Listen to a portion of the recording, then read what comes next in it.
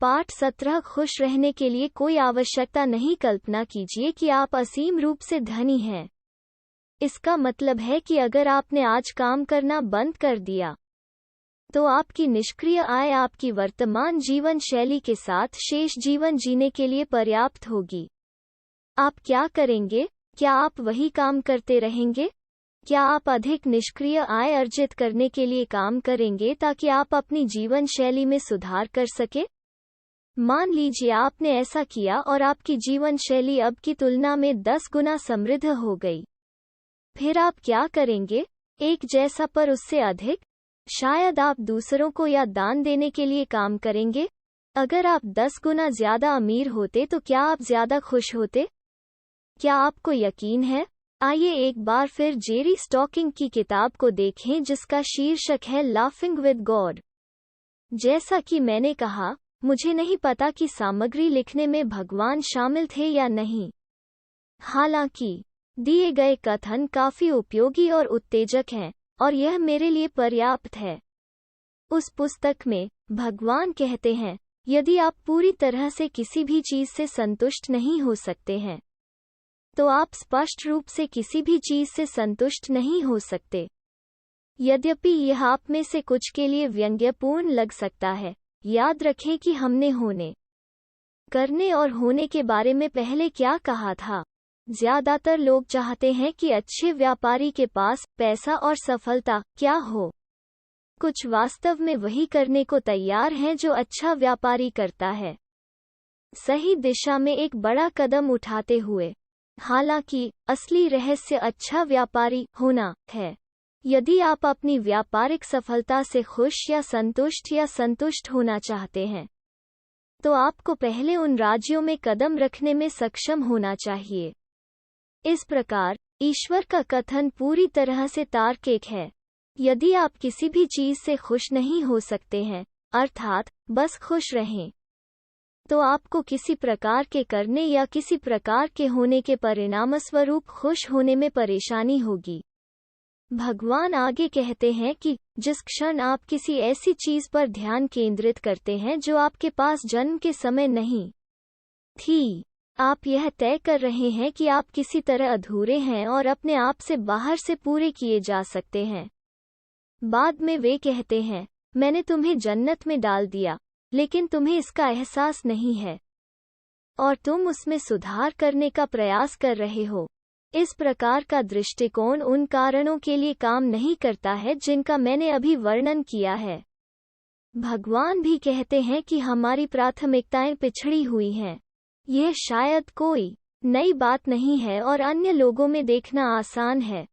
हालांकि यह हमेशा अपने आप में देखना इतना आसान नहीं होता है। हम दुर्लभ चीजों को महत्व देते हैं। लोगों के पास जितना कम होता है, वो उतना ही अधिक मूल्यवान होता जाता है। इसके विपरीत भगवान सुझाव देते हैं कि जो कुछ भी लायक है वो बहुतायत में उपलब्ध है। हमें जो कुछ भी चाहिए वो उस अनुपात में उपलब्ध है जिसकी हमें आवश्यकता है। हवा, पानी, प्रकाश, धूप और सुंदरता जैसी चीजें। हमारे पास जो सबसे प्रचुर चीज है वो है अनिश्चितता, और हमने पिछले भाग में इस बारे में बात की थी कि यह कितना महत्वपूर्ण है। बाजारों में कोई मजा नहीं होगा यदि जो कुछ अस्तित्व में था वो निश्चित था। वास्तव में ज्यादातर लोग खेलना बंद कर देंगे। शायद मुझे प्लेइंग शब्द को इटैलिक में रखना चाहिए था क्योंकि बच्चे ऐसा करते हैं जिससे उन्हें खुशी मिलती है। वयस्कों के रूप में हमें जीवन को गंभीरता से लेना और आनंद को रोकना सिखाया जाता है। बच्चे छोटी छोटी चीजों में आनंद लेते हैं।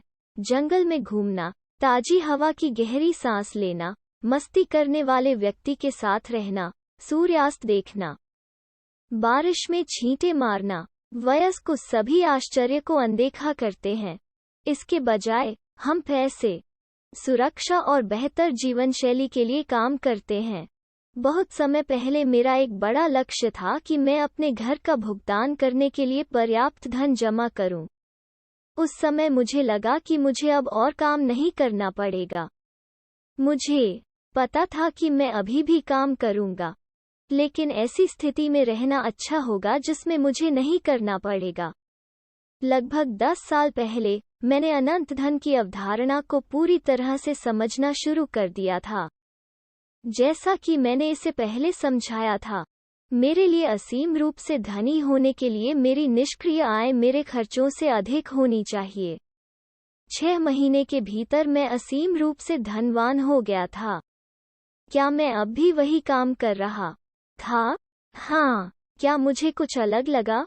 वास्तव में नहीं। इस हद तक कि मैंने असीम रूप से धनवान बनने के लिए होने के बारे में बहुत कुछ बदल दिया।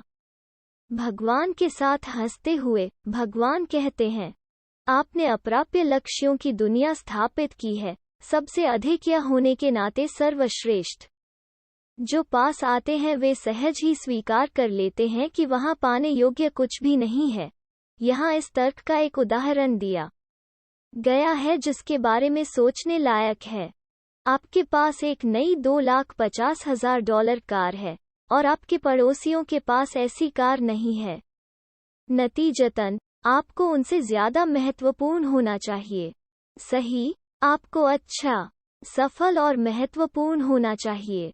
फिर भी आप अपनी $2,50,000 की कार में सवार होने में अधिक समय नहीं लगाते क्योंकि आप नहीं चाहते कि यह गंदी या क्षतिग्रस्त हो जाए। ज्यादातर आप लोगों को यह दिखाने के लिए थोड़ा ड्राइव करते हैं कि आप कितने महत्वपूर्ण हैं। एक दिन आप अपनी कार में बैठकर लॉन्ग ड्राइव पर जाने का फैसला करते हैं। आप किसी दूसरे राज्य में 500 मील ड्राइव करने की योजना बना रहे हैं। हालांकि जब आप अपनी महंगी नई कार चला रहे होते हैं, तो आप देखते हैं कि आप तनावग्रस्त और परेशान हैं। दूसरे ड्राइवर आपको परेशान करते हैं। हाई स्पीड ड्राइविंग आपको तनाव में डाल देती है। यात्रा के दौरान आपका एक छोटा सा एक्सीडेंट हो जाता है। आपकी कार बुरी तरह से खराब हो गई है और आप दुखी हैं। संयोग की घटना पर हंसने के बजाय आप ऐसा कार्य करते हैं जैसे कि यह आप ही थे जिसे चोट लगी थी। आपकी कीमत कुछ और थी, आपकी कार। परिणामस्वरूप आप असुरक्षित हो गए हैं। आपने अपनी कार, अपनी नाव, अपने घर, जो भी हो, के साथ खुद को भ्रमित कर लिया है। हमने एक मूल्य प्रणाली विकसित की है जिसमें हमें लगता है कि हम कड़ी मेहनत से कुछ कमाते हैं। हम चीजों की सराहना नहीं करते हैं जब तक कि हमें उन्हें प्राप्त करने का कष्ट न हुआ हो। एक खुश ग्राहक को आसान बिक्री करने की तुलना में एक नाराज ग्राहक को मुश्किल बिक्री करना अधिक मूल्यवान लगता है। हम पूर्व का जश्न मना सकते हैं और बाद के बारे में कुछ भी नहीं सोच सकते हैं। ये सभी मूल्य कड़ी मेहनत और जलन पैदा करते हैं। हम इसे पूरा करने के लिए ओवरटाइम काम करते हैं। फिर हमें आराम से समय बिताना चाहिए, आमतौर पर बियर या सिगरेट के साथ टीवी देखकर। बस जीवन का आनंद लेने से क्या हुआ? हम ऐसे पदार्थों का आविष्कार करते हैं जिनका औसत बच्चा कभी भी उपभोग या पीना नहीं चाहेगा, यह बताए बिना कि ऐसा करना वयस्क है। मैं जिन पदार्थों के बारे में बात कर रहा हूं उनमें beer, wine, whisky, coffee, cigarette और सिगार शामिल हैं। फिर हम इन पदार्थों के आसपास परिष्कृत स्वाद का आविष्कार करते हैं। इस प्रकार लोग अच्छी शराब, बढ़िया कॉफी या एक महान सिगार के स्वाद के बारे में सीखने में वर्षों लगाते हैं। हमारे जीवन के आनंद का एक हिस्सा इन पदार्थों की एक परिष्कृत भावना विकसित करने में निहित है, ऐसे पदार्थ जिन्हें औसत बच्चा कभी भी उपभोग नहीं करना चाहेगा क्योंकि वे भयानक स्वाद लेते हैं और हम उन्हें आराम करने के लिए उपभोग करते हैं। क्या यह आपको समझ में आता है कि मैं जो कह रहा हूँ वो सच हो सकता है, लेकिन इसका अच्छे व्यापार से क्या लेना देना है? इन विचारों को आपके ध्यान में लाने का एक कारण यह है कि अधिकांश अच्छे व्यापारी इस बात की पहचान कर सकते हैं कि मैं किस बारे में बात कर रहा हूँ। वे सादगी और जीवन के आनंद में हैं। यही वो हिस्सा है जो उन्हें अच्छा व्यापारी बनाता है। जब आप इन चीजों को होना सीख सकते हैं, तो आप पाएंगे कि आपके व्यापार में सिर्फ होने के परिणामस्वरूप सुधार होगा। आइए इस विचार को जारी रखें कि खुशी आपके अस्तित्व से आती है, न कि चीजों से या जो होता है उससे। जैसा कि हमने अभी कहा, अच्छे व्यापारी सादगी और जीवन के आनंद में होते हैं। यही वो हिस्सा है जो उन्हें अच्छे व्यापारी बनाता है, और जब आप इन चीजों को होना सीख सकते हैं, तो आप पाएंगे कि परिणामस्वरूप आपके व्यापार में सुधार होगा। हम में से अधिकांश लोग जो वास्तव में चाहते हैं, वे हैं खुशी, प्रेम और स्वतंत्रता जैसी मानसिक अवस्थाएं। उन राज्यों को रखने के लिए आपको केवल उनमें कदम रखने की जरूरत है। आपके पास जो कुछ है या करते हैं उससे उनका कोई लेना देना नहीं है। इसके बजाय उनके पास होने के साथ सब कुछ है।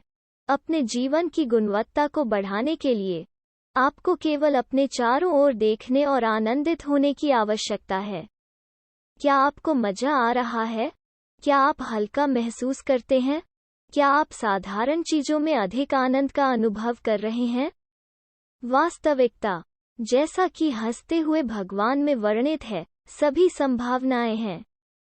इसकी पूरी संभावना है। वास्तव में भगवान कहते हैं, सभी संभावनाएं असीम रूप से दिलचस्प हैं, जबकि कुछ संभावना कुछ दिलचस्प है, और एक संभावना एक समस्या है। जीवन में हम तब परेशान हो जाते हैं जब हम सोचते हैं कि हमारी संभावनाएं सीमित हैं। फिर भी हम सुरक्षित महसूस करते हैं जब हमारे पास निश्चितता होती है और संभावनाएं समाप्त हो जाती हैं। किसी ने मुझसे एक दिन बाजारों में सभी बुरी खबरों के बारे में एक प्रश्न पूछा। यह कुछ इस तरह से हुआ: संभावित भालू बाजार, डॉलर के अवमूल्यन और बाकी सब कुछ के साथ बाजारों का क्या होने वाला है? मुझे यह थोड़ा डरावना लगता है, और इससे ट्रिगर खींचना मुश्किल हो जाता है। यह व्यक्ति जो चाहता है वो एक संभावना है, बाजार ऊपर जा रहा है। फिर भी जिस क्षण लोगों को लगता है कि अन्य संभावनाएं खो गई हैं, उदाहरण के लिए मान लीजिए कि कोई कहता है कि बाजार केवल ऊपर जाएगा, वे ऐसा कार्य करते हैं जैसे उन्होंने कुछ खो दिया है या कुछ लूट लिया है। आप क्या जानते हैं, केवल बाजार कैसे ऊपर जा सकते हैं? हम वो अनिश्चितता चाहते हैं जो न जानने से आती है। अच्छे व्यापारियों और औसत व्यापारियों के बीच एक महत्वपूर्ण अंतर यह है कि अच्छे व्यापारी सादगी और न जाने पर पनपते हैं। वे बस बाजारों के प्रवाह के साथ चलते हैं। अगर बाजार उन्हें बताते हैं कि स्टॉक की कीमतों में बढ़ोतरी का समय आ गया है, तो वे खरीद लेते हैं। वे 60% बार गलत हो सकते हैं, लेकिन यह खेल का हिस्सा है। जब बाजार ऊपर नहीं जा रहे होंगे तो वे बाहर निकल जाएंगे। वे ऐसा केवल यह देखकर करते हैं कि क्या हो रहा है, और वे खुश हैं क्योंकि वे प्रवाह के साथ जा रहे हैं। वे खुद को अपने मुनाफे को चलने देते हैं, क्योंकि जब बाजार ऊपर जा रहा होता है तो बाजार में रहना ठीक होता है। वे खुद को बाहर निकलने की अनुमति भी देते हैं, क्योंकि जब बाजार कुछ और करना शुरू करते हैं तो बाहर निकलना ठीक है। मैंने अभी जो वर्णन किया है वो शुद्ध व्यापार है। इसका सार सरल है। इसमें बहुत अधिक समय की आवश्यकता नहीं होती है। इसके बजाय यह आपको खेलने के लिए बहुत समय देता है। इसमें सभी संभावनाओं को देखना और अभी जो हो रहा है उसके प्रवाह में होना भी शामिल है। यदि आप सही होने, कड़ी मेहनत करने या पैसा या मुनाफा कमाने में व्यस्त हैं तो आप ऐसा नहीं कर सकते। आप ऐसा तभी कर सकते हैं जब आपका दिमाग शुद्ध हो और आप अपने आसपास जो कुछ भी हो रहा हो उसके साथ एक हो सकें। इन सरल युक्तियों को आजमाएं। सही होना छोड़ दो और हर संभावना को अपनाओ। आप पाएंगे कि बाजारों की भविष्यवाणी न करने और अनिश्चितता का आनंद लेने से आप बेहतर तरीके से देख सकते हैं कि बाजार अभी क्या कर रहा है। अपने जीवन में नवीनता जोड़ें।